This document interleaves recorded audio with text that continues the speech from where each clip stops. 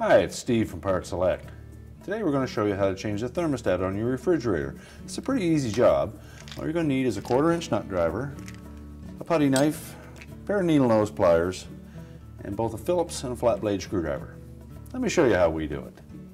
Now before we begin this repair, the first thing we'll need to do is pull the refrigerator out far enough to disconnect the power supply. Next, we'll open up the refrigerator door. It's advisable to clear any items off of the top shelf.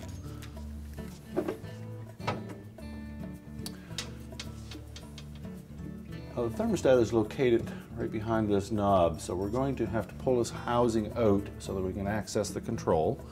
There are 2 1/4-inch hex head screws going up into the ceiling behind the control panel, and there are 2 in behind this escutcheon. So the first thing we'll do is pull the knobs off.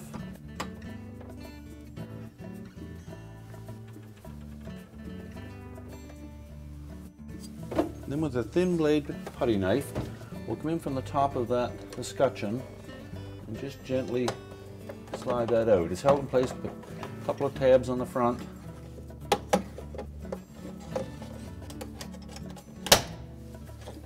That will tilt down and unhook from the bottom.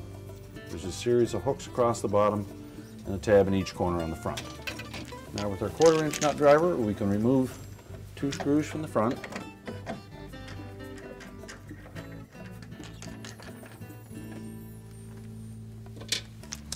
And the tube from the back side.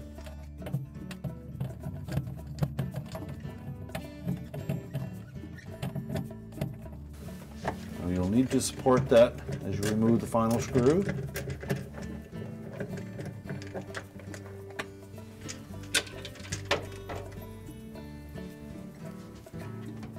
Now we can let that control drop down. The next thing we'll need to do is remove cover panel over the capillary tube and the cover from the air inlet. There's a single Phillips screw that holds that cover in place. We'll remove that.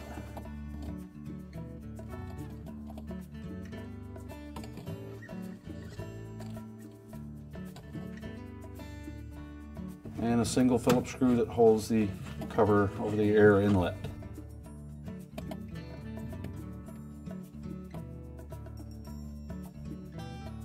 Tilt that air inlet away from the housing and pull it out.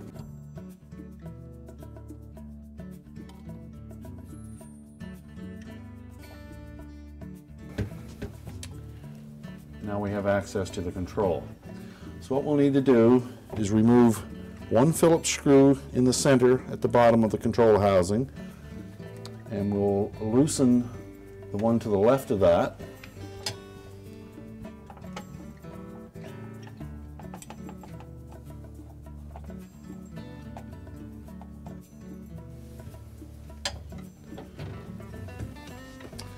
Now we'll need to remove the ground screw from the control and the 2 wires that go to the control itself. Use a pair of needle nose pliers and just slide those off.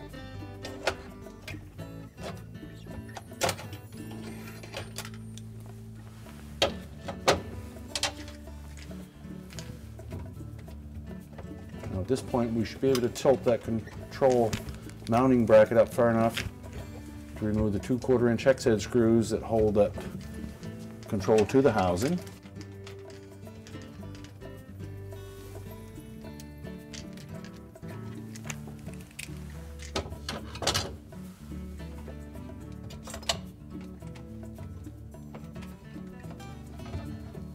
Okay, now that we have the wire terminals removed from the control and the control removed from the housing, we next are going to unhook that capillary tube from a little retaining clamp on the left-hand side here. Gently pull that out of there. Then we can lift the control and the cap tube right out through the back. Next we can dislodge the capillary tube from around the air inlet opening. Let's reroute that capillary tube around the connecting rod for the freezer control. We can remove the whole assembly We can set this on a suitable work surface so that we can replace that plastic covering. Now that we have the control out of the refrigerator and on a suitable work surface, what we need to do next is remove this protective sleeve from the capillary tube so that we can reuse it on the new control. So we'll gently straighten this out as straight as you can make it. Take all of the kinks and bends out of it.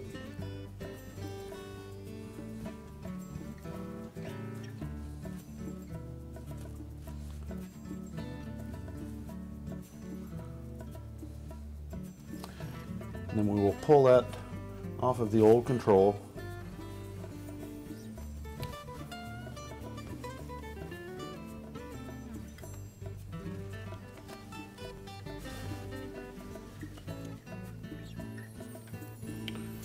And we can discard the old control.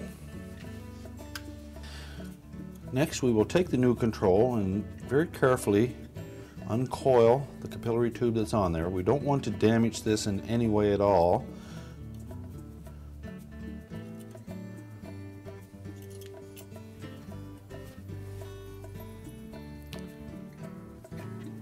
So again, get it as straight as you possibly can.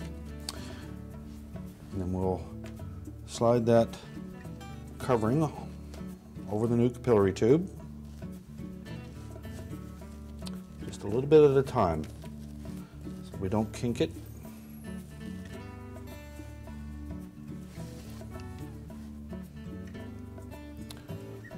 Always do this by hand. We don't want to put a pair of pliers or anything that will crimp that capillary tube, because it is a hollow tube.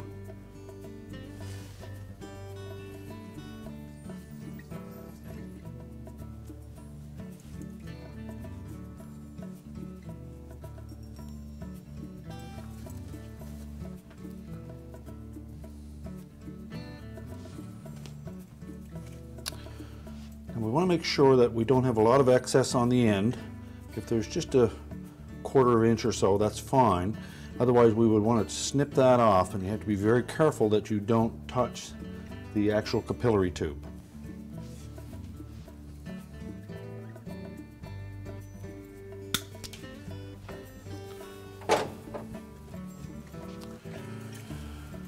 Now, before we install that back in the control panel, we can do a preliminary bend on that capillary tube, and it's roughly about the spacing of the width of your hand. Fold it, and if you remember how it laid in the air inlet duct assembly, just tilt it over.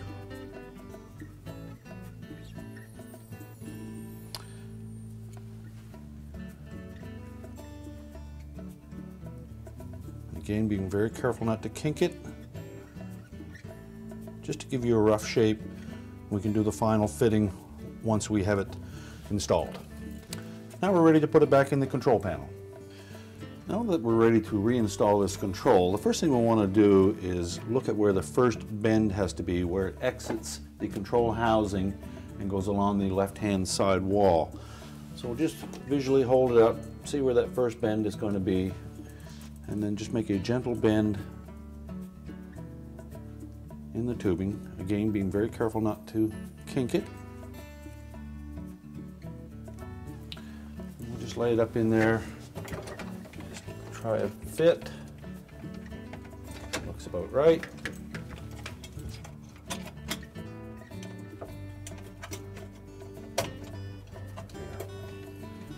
Now next we'll center that control up in the mounting bracket, and we'll install one of the screws just to hold it in place. And we'll install the second one.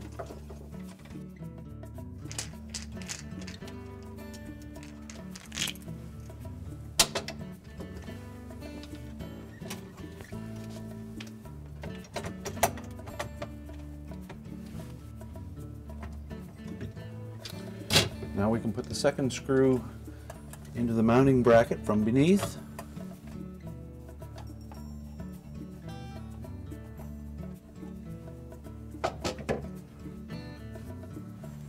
And tighten up the one that we just loosened.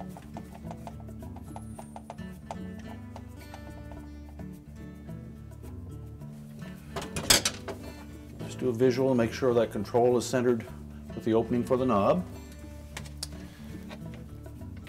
And we're going to carefully slide that capillary tube into the little retaining clamp.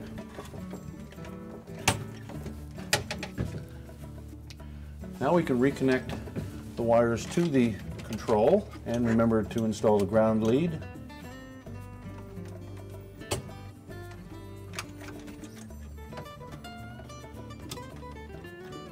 Make sure they have a nice snug fit.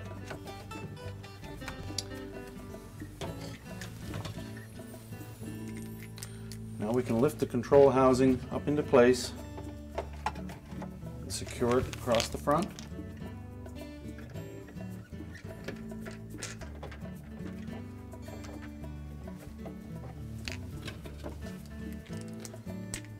We can install the ones in the back end.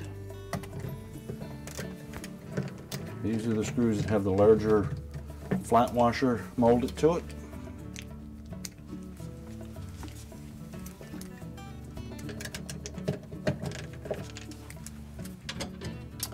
Now we can continue to locate the capillary tube.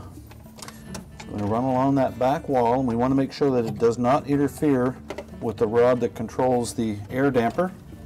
Now there are little locking tabs that will hold that capillary tube to the air inlet housing, so we need to snap that firmly into place. And we'll start with the end of the capillary tube being as far back as the opening of the air inlet duct. We'll snap that one in first, and we'll wrap it around the front of the housing, and then snap in the bottom portion. Again, being very careful when making turns on it. Now, if you need to, you can use a flat blade screwdriver to press that insulated capillary tube into position. Make sure it's secure, and wrap it around the top again. Fold it around the leading edge of that housing so that it lays up against the wall. And we're ready to put the cover on. We'll make sure that this tab is inserted into the slotted opening on the back wall.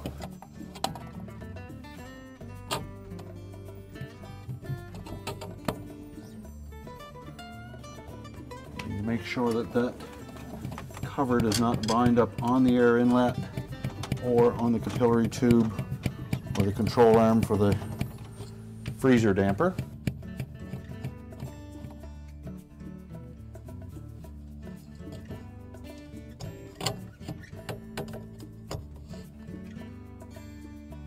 Now we can install a cover over the capillary tube.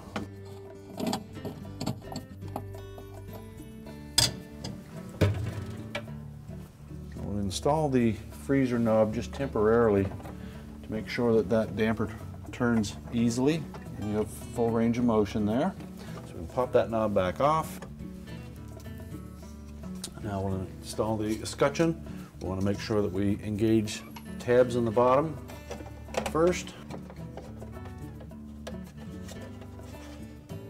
And then the two end tabs to hold it in place. Replace the knobs.